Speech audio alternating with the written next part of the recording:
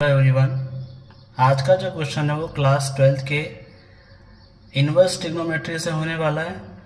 और इस क्वेश्चन में आप देख पा रहे हैं कि मुझे x का वैल्यू फाइंड आउट करना है। तो मैं क्या करूँ, इसे सॉल्व करने की कोशिश करूँगा।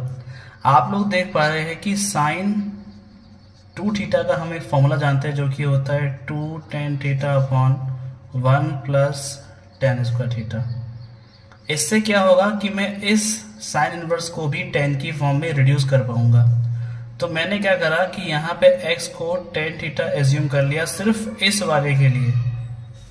तो यहाँ पे हो जाएगा साइन इनवर्स 2 tan थीटा और अपॉन में 1 प्लस tan स्क्वायर थीटा, जिसको सॉल्व करने के बाद आपको पता है कि ये जो फॉर्मूला है वो किसका होता है, साइन 2 थीटा का फॉर्मूला होता है। साइन से साइन कट जाएगा तो हमारे पास डायरेक्टली क्या बच गया, 2 थीटा।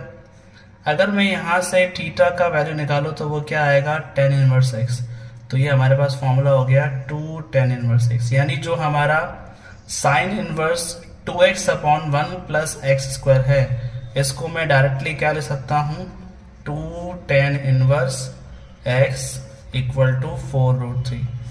अब ये दोनों लाइक टर्म्स है तो ये हो जाएगा 4 tan inverse x equal to 4√3। 4 से 4 कट जाएगा तो tan inverse x equal to √3। ठीक है, यहाँ से मुझे x निकालना है तो मैं 10 को ट्रांसफर कर दूंगा तो हो जाएगा 10 √3। तो ये हमारे पास में क्या आ गया, x का वैल्यू आ गया। तो इस तरह से मैं x का वैल्यू फाइंड आउट कर सकता हूँ। इसके साथ में एक क्वेश्चन और करना चाह रहा हूँ जिसमें मैं लिख रहा हूँ कि d/d of cos square x और ऊपर आपका है 2 cos स्क्वायर x।